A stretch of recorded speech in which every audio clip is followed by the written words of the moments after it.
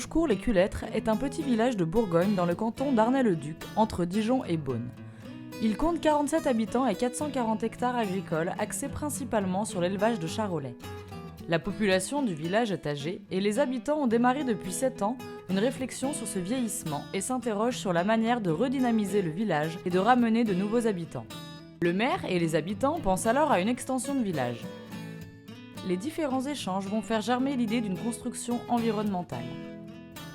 Avec le soutien du Conseil régional de Bourgogne, le village va financer l'étude de faisabilité et affirmer sa volonté de construire un éco-hameau en souhaitant une réflexion participative.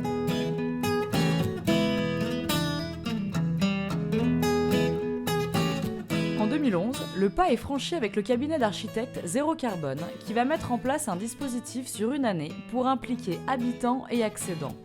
Les architectes vont accompagner les habitants et les futurs accédants dans leur démarche pour construire le hameau, entre réunions ludiques et rencontres plus techniques articulées autour de 3 étapes. Première étape, les possibles. L'idée, regrouper les habitants du village et les futurs accédants du hameau. À l'aide de 6 jeux, ils vont s'exprimer et permettre aux architectes de comprendre le village et les relations qui s'y jouent. L'autonomie énergétique est par exemple abordée sous forme de jeu de rôle. Imaginez Longecourt dans 20 ans privé d'énergie fossile.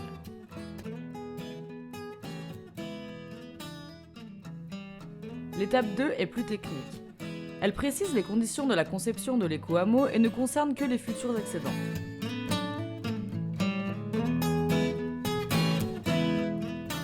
De la forme des maisons à la manière de produire des énergies, du vivre ensemble ou du partage des espaces communs et collectifs, cette étape précise les choix des futurs habitants et débouche sur un plan masse.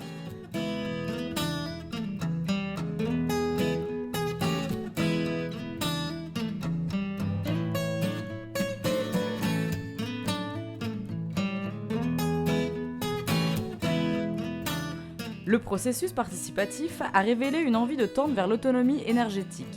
La mise en place des réseaux anticipe la possibilité d'utiliser des panneaux solaires et des éoliennes.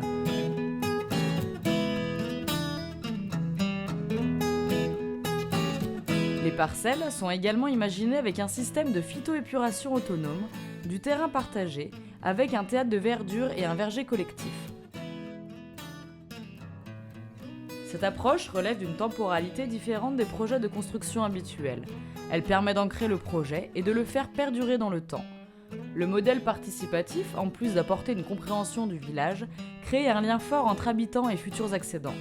Il fait naître une réflexion collective vers un modèle de construction et de consommation écologique, dans un fonctionnement de groupe approuvé par tous lors de la réflexion en amont.